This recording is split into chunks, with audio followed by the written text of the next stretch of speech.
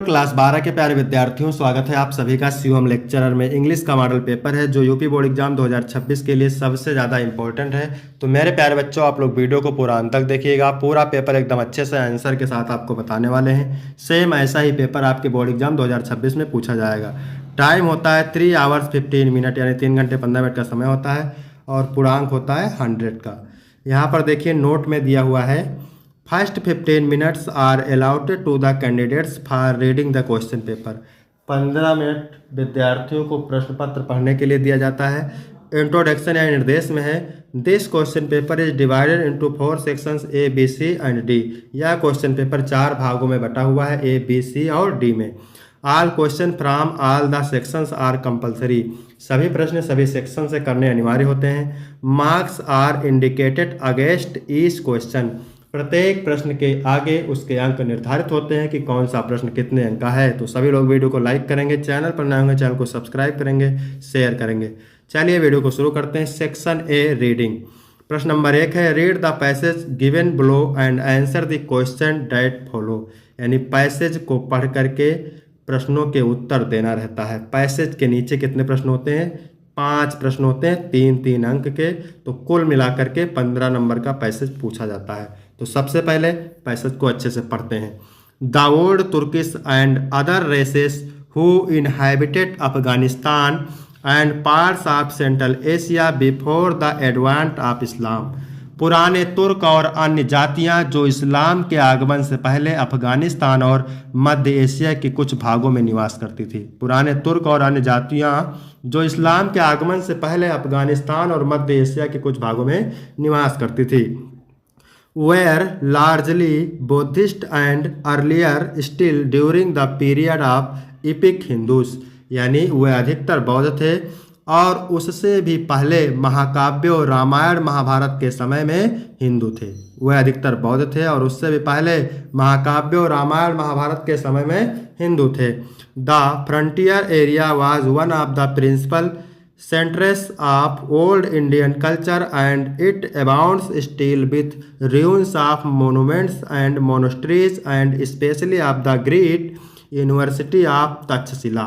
यह सीमावर्ती क्षेत्र प्राचीन भारतीय संस्कृत के प्रमुख केंद्रों में से एक था और आज भी यहाँ स्मारकों, मठों तथा विशेष रूप से प्रसिद्ध तक्षशिला विद्यालय के खंडहर पाए जाते हैं।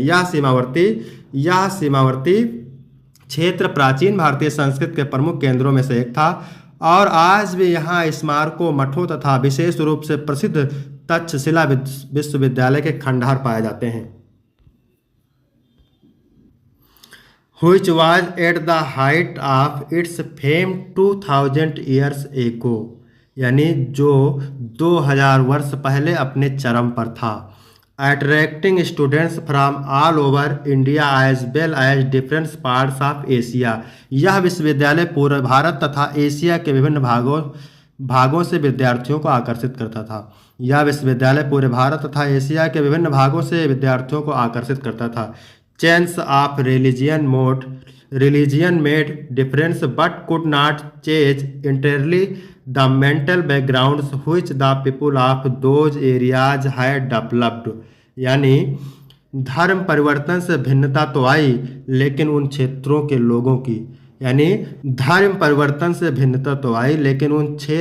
लोगों की मानसिक पृष्ठभूमि जो उन्होंने विकसित कर ली थी पूरी तरह नहीं बदली।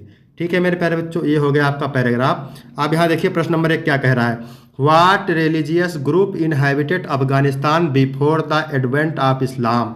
यानी इस्लाम के आने से पहले अफगानिस्तान में कौन कौन से धार्मिक समूह निवास करते थे। तो आपने पैराग्राफ में अभी ऊपर पढ़ा था। Before the advent of Islam the old Turkish and other races like the Buddhist and the Hindus inhabited Afghanistan. यानी इस्लाम के आने से पहले प्राचीन तुर्क तथा अन्य जातियां जैसे बौद्ध और हिंदू अफगानिस्तान में निवास करती थी। इसके बाद है दूसरा प्रश्न, बी वाला प्रश्न देखिए क्या कह रहा है।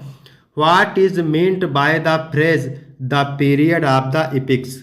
तो the period of the epics means का मतलब होता है the period of the Mahabharata and the Ramayana. यानी महाकाव्यों का काल। ठीक है। इसके बाद सी नंबर प्रश्न है, क्या कह रहा है? What was Takshashila famous for, यानी तक्षशिला क्यों प्रसिद्ध था, किस लिए प्रसिद्ध था? Takshashila was famous for being a great university attracting students from all over India as well as different parts of Asia. अभी पैराग्राफ में लिखा, सीधा सीधा उत्तर आपको मिल जाना है, ठीक है। तक्षशिला अपने महान विश्वविद्यालय के लिए प्रसिद्ध था और न केवल पूरे भारत से बल्कि एशिया के विभिन्न भागों से भी विद्यार्थियों को आकर्षित करता था। इसके बाद मेरे प्यारे बच्चों प्रश्न नंबर क्या है? डी। क्या कह रहा है? What has been common to the people of Afghanistan and parts of central Asia despite their different religious, यानी इसका मतलब क्या होता है? अफगानिस्तान और मध्य एशिया के कुछ हिस्सों, इसका मतलब क्या होता है? अफगानिस्तान और मध्य एशिया के कुछ लोगों में अलग अलग धर्म होने के बावजूद क्या समान रहा, यानी अफगानिस्तान और मध्य एशिया के कुछ हिस्सों के लोगों में अलग अलग धर्म होने के बावजूद क्या समान रहा। तो इसका अर्थ देखेंगे, the mental background has been common to the people of Afghanistan and parts of central Asia despite their difference religious. इसका मतलब होता है अलग अलग धर्म होने के बावजूद अफगानिस्तान और मध्य एशिया के कुछ हिस्सों के लोगों की मानसिक पृष्ठभूमि समान रही। 3 अंक आपको मिलेंगे। इसके बाद प्रश्न नंबर ई है। ई में 3 प्रश्न दिए हैं, 1 नंबर का है which word in the passage means arrival or coming, क्या होता है इसका मतलब, ठीक है। तो which words in the passage means arrival or coming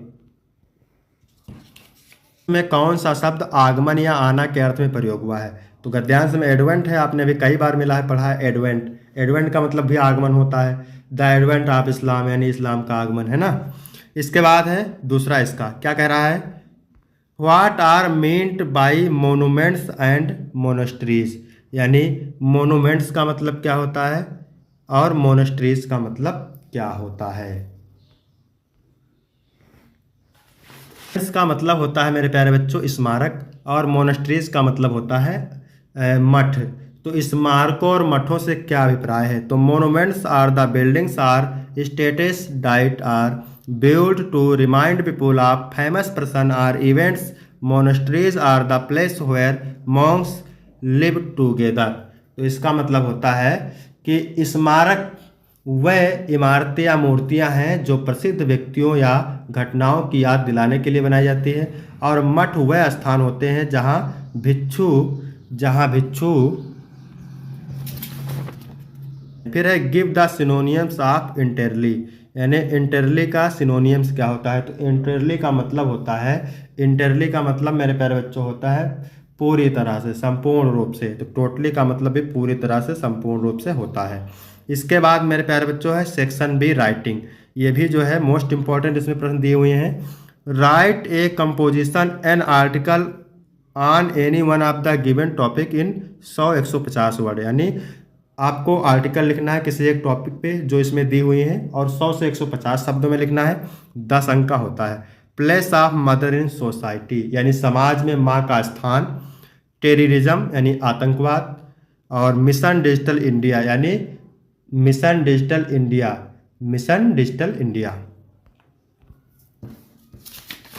तैयार करेंगे, ठीक है। यहाँ पर आप देख सकते हैं place of mother in society, इसको मैंने लिख रखा है बहुत ही आसान शब्दों में, तो आप इसका स्क्रीनशॉट ले सकते हैं मेरे प्यारे बच्चों। नहीं तो आपको डिस्क्रिप्शन में टेलीग्राम की लिंक मिल जाएगी, वहाँ से टेलीग्राम ज्वाइन करेंगे, आपको PDF मिल जाएगा। इसके बाद मेरे प्यारे बच्चों प्रश्न नंबर 3 क्या कह रहा है? Write a letter to the principal of your college to complain against the shortage of books in your college library, यानी पुस्तकालय में पुस्तकों की कमी के संबंध में अपने विद्यालय के प्रधानाचार्य को एक पत्र लिखिए, अथवा write an application to the principal of your college requesting him to organise annual sport in time, वार्षिक खेलकूद समय पर आयोजित करने हेतु अपने विद्यालय के प्रधानाचार्य को एक पत्र लिखिए। तो 10-10 अंक का है, अथवा करके एक पूछता है, मोस्ट इंपॉर्टेंट है मेरे प्यारे बच्चों।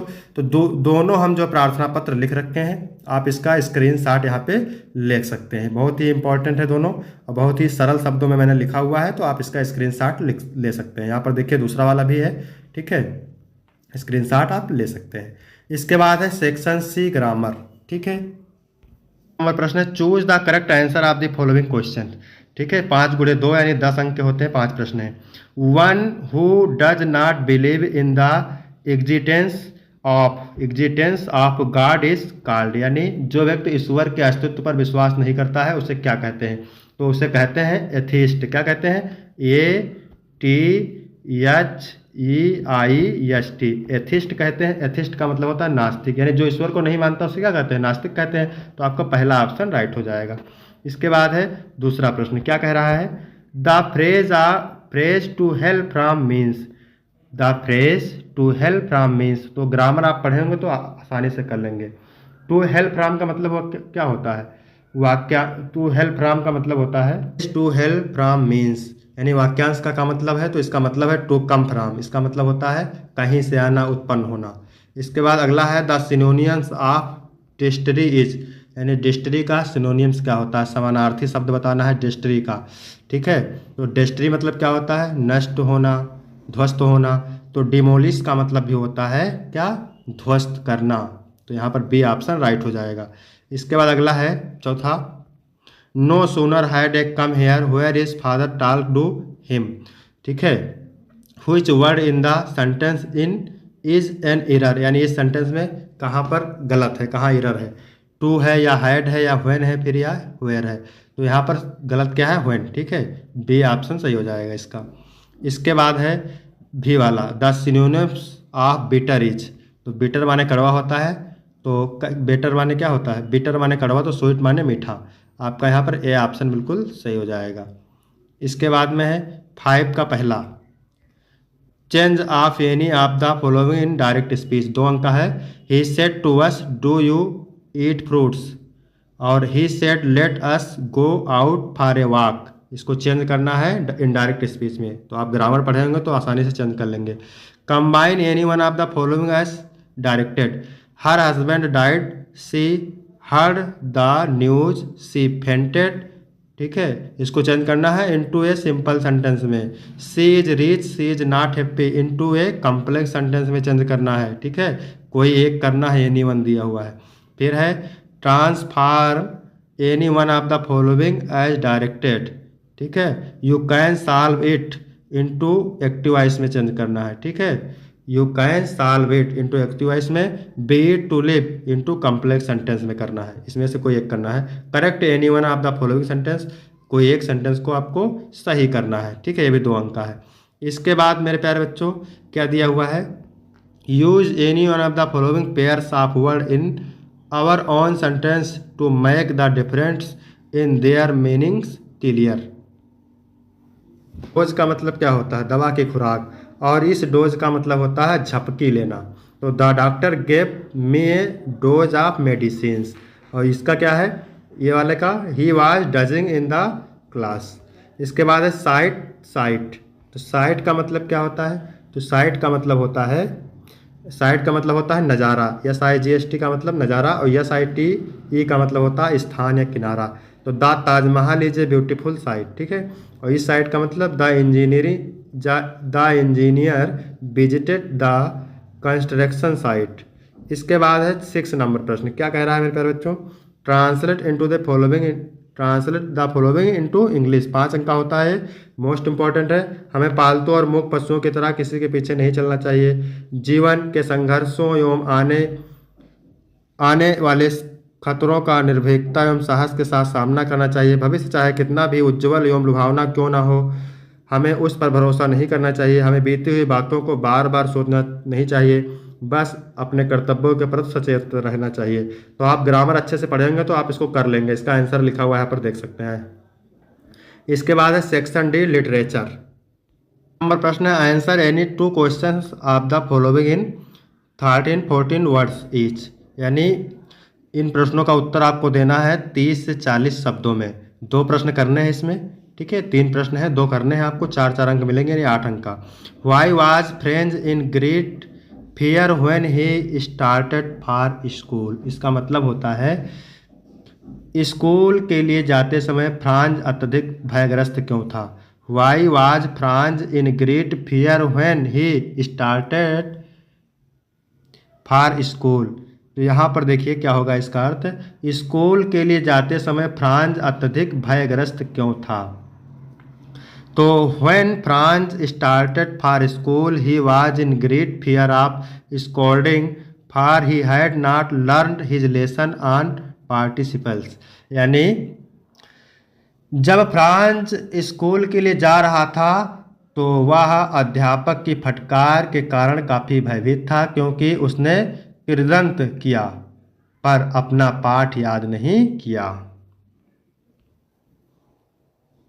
Was the meaning of garbage for children? What did they find into? बच्चों के लिए कचरे से क्या तात्पर्य है, वह इसमें क्या पाते हैं? तो the meaning of garbage even more than survival the found gold coins in them for the children it is wrapped इन वाउंडर। यानी बच्चों के लिए कूड़े से तात्पर्य उत्तरजीविता से भी अधिक है।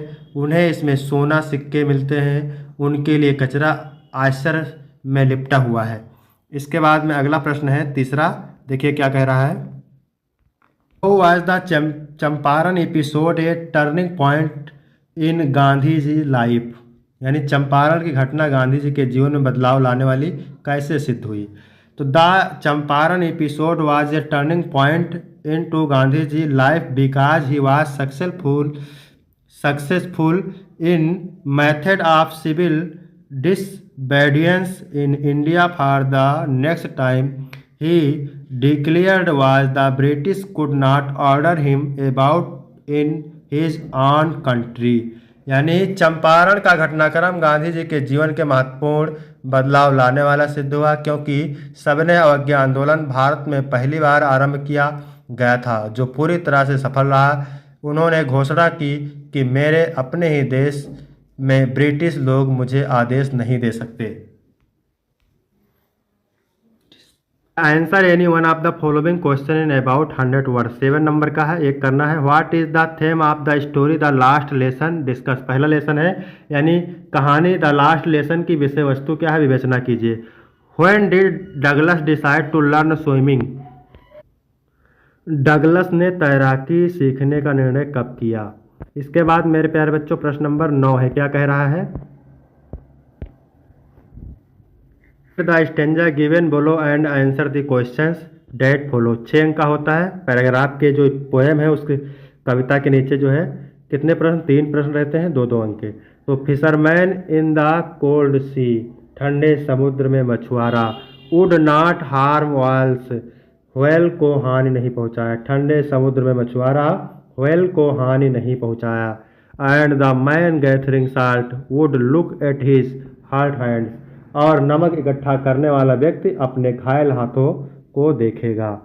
और नमक इकट्ठा करने वाला व्यक्ति अपने घायल हाथों को देखेगा। इसका अर्थ यही है, ठीक है।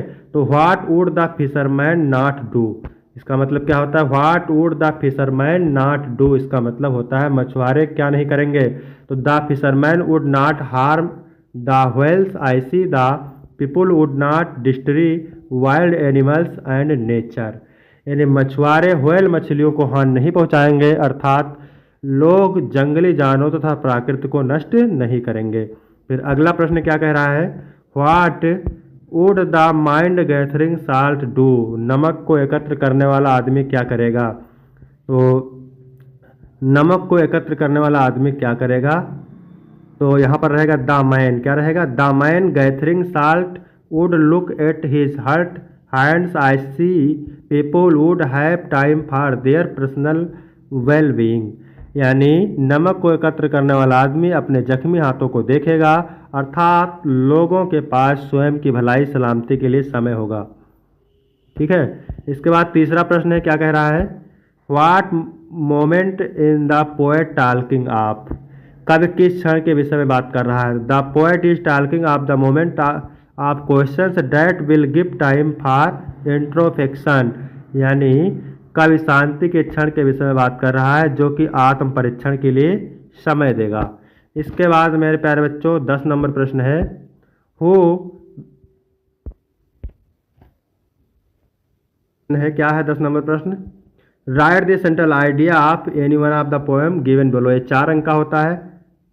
A roadside stand, my mother at 66, a thing of beauty. तो मेरे प्यारे बच्चों, इसमें हम पढ़ने वाले हैं माई मदर एट 66 का सेंट्रल आइडिया। मैंने बहुत ही आसान से लिखा है, आप स्क्रीनशॉट ले सकते हैं, बहुत ही आसान शब्दों में है, ठीक है। नहीं तो इसका वीडियो मैंने ऑलरेडी अपलोड कर दिया, वहाँ पर आप जाके देख सकते हैं। इसके बाद प्रश्न नंबर 11 है मेरे प्यारे बच्चों, answer any one of the following question in about 13-14 words each, यानी 8 अंक का है, इसमें से भी एक करना है आपको, एनी टू नहीं, दो करना है आपको, 3 प्रश्न है, 2 करना है आपको, ठीक है। पहला प्रश्न कह रहा है how does Jack Finney try to establish the reality of the Grand Central Station New York, यानी Jack Finney Grand Central Station New York की वास्तविकता स्थापित करने के का किस प्रकार प्रयत्न करता है। तो the president of the New York centre and the New York new Hartford railways affirmed that there are only 2 levels of Grand Central Station. Newark first trains like the 20th century leave from the first level, ठीक है। Servant trains leave from the second level, यानी से New York central और New York new fan व हाईफोर्ड railway के अध्यक्षों ने स्वीकार किया कि ग्रैंड सेंट्रल स्टेशन न्यूयॉर्क में केवल 2 तल हैं।